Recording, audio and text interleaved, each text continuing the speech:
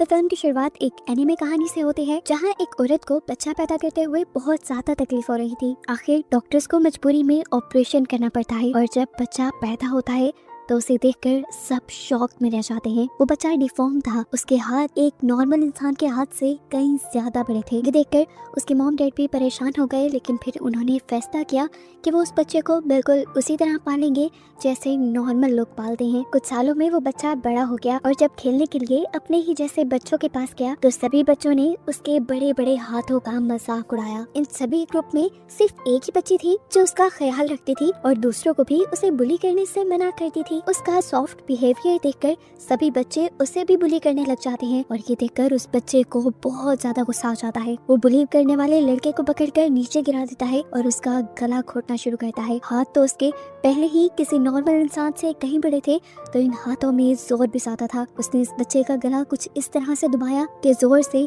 उस बच्चे की आंखें ही पॉप होकर बाहर निकल गई और तभी से इस बच्चे का नाम पॉपाइज बन गया। उसके मॉम डैड को जब पता चला कि पॉपाइज ने ये किया है तो उन्होंने उसे बेसमेंट में बंद कर दिया, जहाँ एक दूसरे दरवाजे से उसे मिली एक दोस्त जो कौन थी, कहाँ से आई थी, पॉपाइज नहीं जानता था। लेकिन ये दोनों एक दूसरे से बातें करने लगे लेटर्स के जरिए और इनके दरमियान दोस्ती गहरी हो गई। खैर पता चला कि पॉपाइज के एक बच्चे को मारने की खबर अब पूरे टाउन में फैल चुकी थी। टाउन वाले लोग बहुत ज्यादा गुस्सा हो गए और उन्होंने फैसला किया कि वो पॉपाइज का घर ही जला देंगे। उनका घर जलने की वजह से पॉपाई के मॉम डैड की वहीं पर मौत हो गई। पॉपाई ने अपने बेस्ट फ्रेंड वाली दोस्त से पूछा कि उसे अब क्या करना चाहिए। दोस्त ने कहा कि तुम अपनी जान बचाकर यहाँ से भाग जाओ, मैं यहाँ पर सेफ रहूंगी। उसकी बात मानते हुए पॉपाई घर से बाहर निकल आया और उसे देखते ही लोग उसके पीछे पड़ गए। पॉपाई भागते हुए एक लेक तक चला गया और जब लोग यहाँ पर पहुंचे तो उन्होंने देखा कि पॉपाई नदी में डूब चुका था। वजन ज्यादा होने की वजह से वो तैर नहीं पाया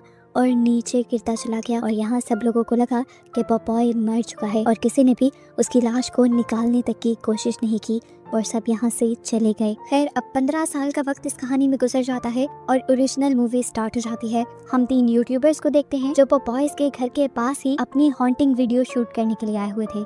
ये लोग वीडियो बनाना शुरू करते हैं तो यूट्यूबर बताती है कि पॉपाइज के मरने के 15 साल बाद कई लोगों ने क्लेम किया है कि उन्हें जिंदा पॉपाइज यहाँ पर दिखा है। उसे एक बार नहीं कई बार यहाँ देखा गया है और माना जाता है कि वो हर बार फॉग में ही आता है और फॉग में ही चला जाता है। ये रिकॉर्डिंग करते हुए अचानक से कैमरामैन रिकॉर्डिंग बंद कर देती है क्योंकि उसने वीडियो में देखा था कि पीछे से कोई खड़ा हुआ इन तीनों को घूर रहा था। वो घबरा गई थी लेकिन उसके दोनों साथी उसकी बात नहीं मानते। अब वो लड़का इनसे कहता है अब हम पॉपाई के घर के अंदर जाएंगे और उसके पूरे घर को रिकॉर्ड करते हुए उसकी कहानी बताएंगे।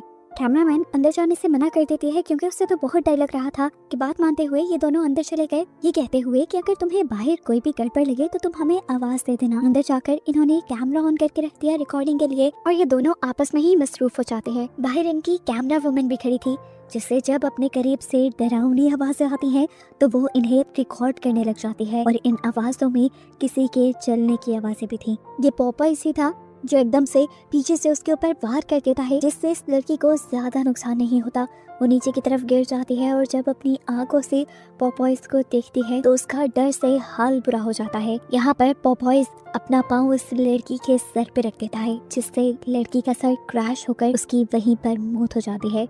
जिसके बाद पॉपाइज अपने घर के अंदर चला गया था जहाँ पर वो दोनों यूट्यूबर्स अकेले थे। पॉपाइज सबसे पहले आकर लड़की के ऊपर हमला करता है और उसका मुंह पकड़कर मुंह ही चीर देता है जिससे उस लड़की की मौत हो जाती है। उसके खून के छींटे उसके साथी के मुंह पे भी गिरे थे। अपनी आंखों से अपनी साथी की मौत देखकर कि लड़का यहाँ से भाग गया और पॉपाई भी उसके पीछे भागा। जब वो ऊपर जा रहा था तो पॉपाइज ने उसे पकड़ लिया। इससे पहले कि पॉपाइज उसे मार देता लड़की के हाथ में एक हथौड़ा लग जाता है जिससे वो पॉपाइज को जख्मी करने की नाकाम कोशिश करता है, लेकिन इससे पॉपाइज को कुछ नहीं होता। इसके बाद पॉपाइज उसे पकड़ लेता है और उसका सर दबाते हुए उसकी आंखें बाहर निकालकर उसे मार देता है।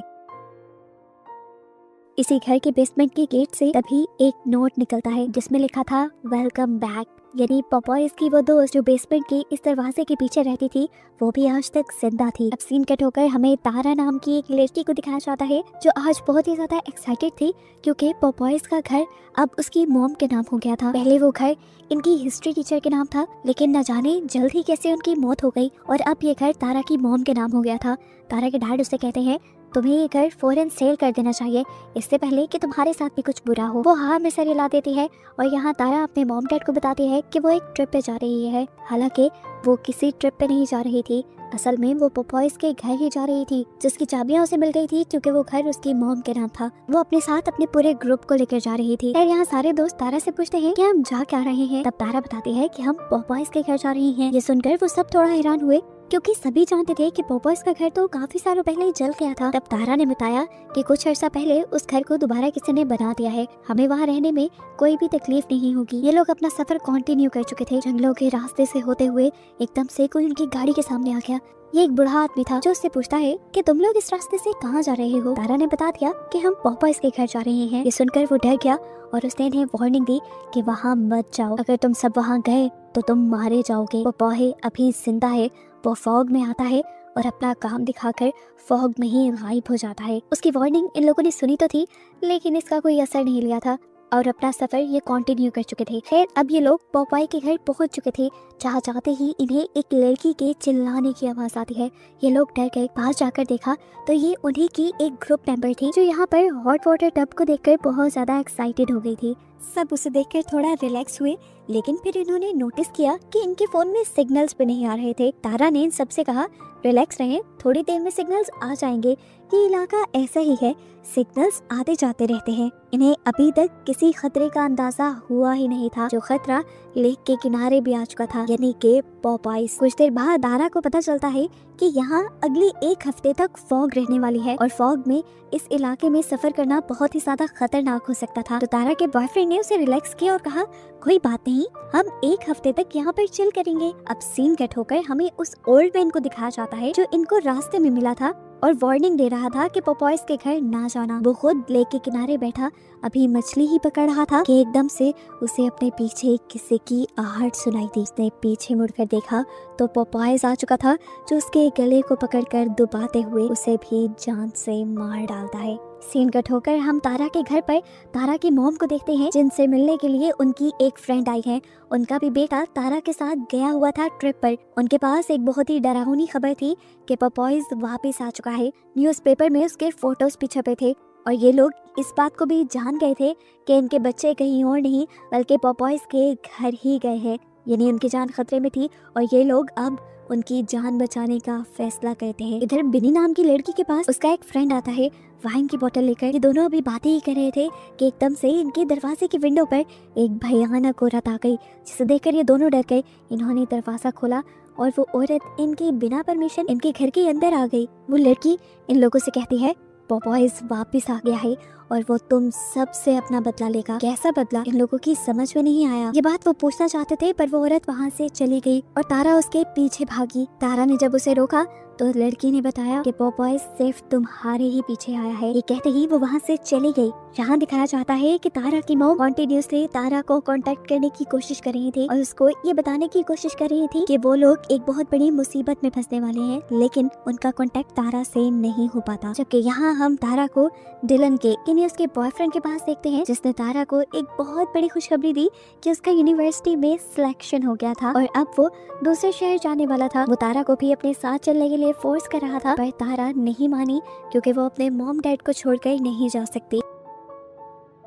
सीन कट होकर यहाँ पर हम डोना के बॉयफ्रेंड निक को देखते हैं, जो सैम के साथ एंजॉय कर रहा था। यहाँ पर सैम उसे प्रपोज कर देती है, उसे बताती है कि मैं तुम्हें पसंद करती हूँ, लेकिन निक ने उसे कहा मैं तुमसे प्यार नहीं करता, मैं तो डोना से ही प्यार करता हूँ। ये जानकर कि निक उसके साथ टाइम पास कर रहा है, इस लड़की सैम को बहुत ज्यादा गुस्सा आ गया और उसने ये सारी बात डोना को बताने का फैसला किया। उसने डोना को फौरन से मैसेज भी कर दिया, लेकिन सिग्नल ना होने की वजह से ये मैसेज डोना तक पहुंचा नहीं। ये मैसेज करके अभी वो बैठी हुई थी कि एकदम से उसके पीछे पोपॉय आ गया। पोपॉय ने उसे पानी में चिल करता देखा तो पानी में ही डुबाकर उसका गला दबाकर उसे मार डाला। यहीं पर पोपॉयज के पास वो अजीब डरावनी लड़की आ जाती है जो पहले तारा और से मिल चुकी है। इनकी बातों से हमें यहाँ पर एक ट्विस्ट ये पता चलता है कि बेसमेंट वाली बचपन की पोपॉय की दोस्त यही लड़की थी और ये लड़की उसकी असल में सगी बहन है, क्योंकि वो भी बचपन में पोपॉय की तरह बहुत ही अजीब हरकतें किया करती थी। इसीलिए उसके मॉम डैड उसे बेसमेंट में बंद करके रखते थे और इनके इरादे अभी भी नहीं बदले थे। ये लड़की पोपॉय से कहती है हम एक एक करके सब लोगों को मार डालेंगे और पोपॉय यहाँ हाँ में सर हिलाता है। सुबह होने पर सभी लोग सैम के बारे में पूछ रहे थे जिसे रात ही पोपॉय ने मारा था। तो उसके बारे में निक ने झूठ बोल दिया कि वो तो शाम में ही चली गई है। असल में वो तो खुद ही नहीं चाहता था कि इनमें से किसी का भी कांटेक्ट सैम के साथ हो, क्योंकि वो अपने और सैम के बारे में सब कुछ सीक्रेट रखना चाहता था। यहाँ तक कि उसने ये झूठ भी बोल दिया कि सैम तो कल ही चली गई थी, मैंने उसे जाते देखा था। सीन कट होता है और हम एक लड़की को देखते हैं जिसके पास उसका ग्रुप मेंबर आया था। वो उसे प्रपोज करना चाहता था, लेकिन लड़की उसे कहती है कि मुझे तुम में कोई इंटरेस्ट नहीं। इसीलिए वो लड़का उदास होकर लेक के किनारे चला जाता है। जब वो लेक के किनारे पर गया, लेक के किनारे पर उसे पोपॉयज की बोट मिली जिसके अंदर वो चला गया। यहाँ उसे कुछ नहीं दिखा, लेकिन हम देख पाए उस आदमी की लाश जिसे पोपॉय ने मारा था। अब वो अपने आप को आराम देने के लिए लेक के किनारे बैठ जाता है और तभी पोपॉय अपना एंकर निकालते हुए उसके जिस्म के हिस्से के ऊपर हमला कर देता है। अभी वो इसी दर्द से चिल्ला ही रहा था कि पीछे से आकर पोपॉय ने एक रस्सी उसके गले के इर्द गिर्द घुमा दी और उसका दम घोट के उसे मार डाला। आज रात ये लोग दोबारा सब मिलकर एंजॉय कर रहे थे।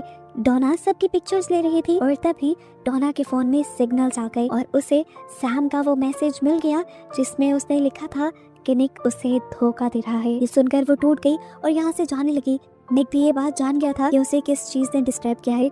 वो उसे मनाने के लिए पीछे जाता है पर डोना अब उसकी एक नहीं सुनना चाहती थी। निक ने उसे समझाने की कोशिश की कि वो उसी से प्यार करता है, उसी से शादी करना चाहता है, लेकिन डोना उसकी सुनी बगैर चली गई और गुस्से में निक यहीं पर मुक्के मारने लगा। इसी सब में उसका ध्यान भटकाया एक कैन ने। ये स्पिनिच कैन था। उसने स्पिनिच का कैन उठाकर देखा, उसे समझ नहीं आया ये यहाँ आया कैसे। अभी वो ये सब सोच ही रहा था कि पीछे से पोपॉय ने उसके ऊपर हमला कर दिया। निक भी कम स्ट्रॉन्ग नहीं था।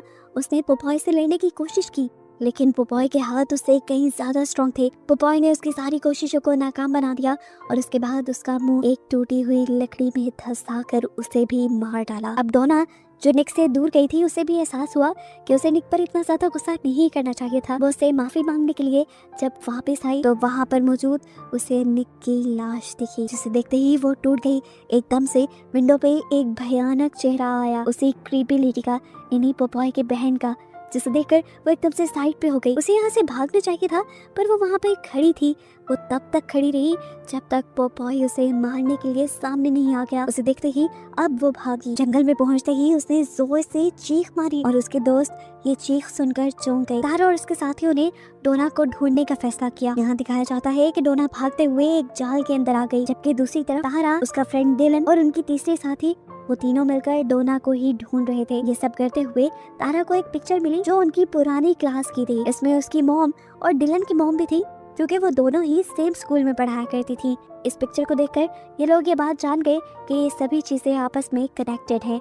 अभी ये लोग ये बातें कर ही रहे थे कि इन्हें दोबारा अपनी साथी यानी डोना के चिल्लाने की आवाज आई और इन्होंने देखा कि पोपॉय ने डोना को एक जाल में बांधा हुआ था और एक थ्रेशर कटर से उसको काट डाला। ये सब अपनी आंखों से देखकर ये लोग चौंक गए। कैथी तो बहुत ज्यादा घबरा गई। यहाँ तक कि जब ये लोग बचकर भागने की कोशिश कर रहे थे तो कैथी गिर गई। इससे पहले कि पोपॉय उसके पास आता, इनके पास कोई गाड़ी आकर रुकती है जिसके अंदर तारा के मॉम, डैड और डिलन की मॉम थी जो अपने बच्चों को यहाँ बचाने आए थे। इन तीनों को यहाँ देखते ही पोपॉय जैसे गुस्से से पागल हो गया। उसने डिलन की मॉम को पकड़ा और उसके गर्दन के इर्द गिर्द एक फंदा फंसाते हुए उसे मार डाला। तारा की मॉम और उसके डैड ये सब देखकर बहुत ज़्यादा दुखी हो गए और भागते हुए उन्होंने ये बात जाकर डिलन को बताई कि उसकी मॉम अब इस दुनिया में नहीं रही और इन्हें भी जल्द ही बचकर यहाँ से भागना होगा, नहीं तो पोपॉयज इन्हें भी मार डालेगा। कैथी जो अभी इन सब के पीछे थी वो जल्दी से इन लोगों की कार पे बैठकर यहाँ से भागने की कोशिश करती है, लेकिन तभी पोपॉयज यहाँ पर आ जाता है और अपने भारी बड़े बड़े हाथों से वो कार को ही उठाकर पलटा देता है। कार के इंजन से पेट्रोल लीक होने लग जाता है, जिसमें आग लगाकर पोपॉय इस कार के साथ साथ कैथी को भी जलाकर मार देता है। इस टाइम हम देखते हैं कि तारा की मॉम और डिलन एक रूम में थे। तारा उनसे पूछती है आखिर ये सब चल क्या रहा है, तो तारा की मॉम यहाँ पर सारी कहानी का प्लॉट रिवील करती है। ये बात है आज से 15 साल पहले की, जब पोपॉय भी आम बच्चों के साथ इसी टाउन में रहता था। वो देखने में सबसे अलग था, इसीलिए सारे बच्चे उसे बुली किया करते थे और सिर्फ एक तारा ही थी जो उसका हमेशा साथ देती थी। यानी मूवी के स्टार्ट पे हमने जिस छोटी बच्ची को देखा था जिसे पोपॉय का साथ देने पर बाकी बच्चे बुली करने लगे थे, वो तारा ही थी। लेकिन बाकी बच्चों ने उसके साथ बहुत ही बुरा किया। एक दिन जब ये बच्चे तारा को बुली करने लगे तो पोपॉय को बहुत बुरा लगा और उसने एक बच्चे को ही मार डाला। और जैसे ही ये बात टाउन वालों को पता चली तो टाउन वालों ने आकर उसके घर पर धावा बोल दिया, जिसमें उसके मॉम डैड मारे गए, लेकिन पोपॉय भाग निकला और अब वो अपने मॉम डैड का और अपनी इज्जत का बदला लेने के लिए यहाँ आया है। वो उन सारे बच्चों को ही मार डालेगा जिनकी वजह से ये पोजीशन उसके ऊपर आई थी। तारा की मॉम बताती हैं कि पोपॉयज के मॉम डैड के मर जाने के बाद ये घर इनहेरिटेंस में ले लिया गया था, यानी सोसाइटी वालों ने फैसला किया था कि ये घर सोसाइटी के ही किसी मेंबर के पास जाता रहेगा, वो भी अल्फाबेटिकल ऑर्डर में। लेकिन जिसके पास भी ये घर जाता वो इंसान कुछ ही अरसे में मारा जाता और अब ये घर उनके नाम हुआ था। इसीलिए तो वो इस घर को जल्दी बेचना चाहते थे। इसीलिए वो चाहती थी कि तारा हमेशा इस घर से दूर रहे ताकि उसकी जान सेफ रहे। अभी ये लोग बात ही कर रहे थे कि बाहर दोबारा पोपॉय की बहन आ गई, जिसने आते ही तारा के डैड के ऊपर हमला करके उन्हें मार डाला। उसके हाथ में एक चाकू था जिससे उसने तारा के डैड को स्टैब किया था और अब वो दरवाजा तोड़ के अंदर आ गई। तारा के सामने खड़े होकर उसने तारा से कहा कि पोपॉय सिर्फ तुम्हें पसंद करता है और तुम्हारे अलावा वो सबको मार डालेगा। ये कहते ही उसने अब तारा की मोम के ऊपर अपनी चाकू से स्टैब करके हमला कर दिया। तारा की मोम जख्मी हो गई कि देखकर तारा को भी गुस्सा आया और उसने पास पड़ा कैरोसिन ऑयल उसके ऊपर छिड़क दिया। वो लड़की चिल्लाने लगी और ये लोग मौका देखकर यहाँ से भाग गई। गुस्से में ये औरत अब उनके पीछे भागी थी और उसने तारा को पकड़ भी लिया। वो तारा के ऊपर आ गई। इससे पहले कि वो तारा को स्टैब करके मार देती, पीछे से डिलन वहाँ पर आग लगा देता है। कैरोसिन ऑयल उसके ऊपर पहले ही डला हुआ था। आग तेजी से भड़क गई और वो लड़की मारी गई। वो बॉय जब तक यहाँ पर आया उसकी बहन मर चुकी थी। ये देखकर वो गम और गुस्से से पागल हो गया। उसके सामने इस टाइम तारा की मॉम थी। उसे लगा कि इसी ने उसकी बहन के साथ ये सब किया है, इसीलिए उसने पीछे से पकड़कर उसकी मॉम का गला दबाते हुए उसे मार दिया। और तारा ने जब ये सब देखा तो वो टूट गई। पोपॉय ने अब डिलन के ऊपर भी हमला कर दिया था। वो डिलन को इससे पहले कि मार देता, तारा ने होशियारी दिखाई और एक ट्रक के ऊपर चढ़कर उसे चलाते हुए उसने पोपॉय के ऊपर चढ़ा दिया, जिससे पोपॉय मर गया और ये दोनों बच गए। इतने सारे लोगों में सिर्फ ये 2 लोग ही बचे थे। अब तक सुबह भी हो चुकी थी। ये लोग टाउन से बाहर जाने की प्लानिंग ही कर रहे थे, लेकिन उससे पहले ही पोपॉय दोबारा से आ गया और उसने अब तारा को पकड़ लिया। और बस यही दिखाते हुए ये कहानी यहाँ खत्म हो गई।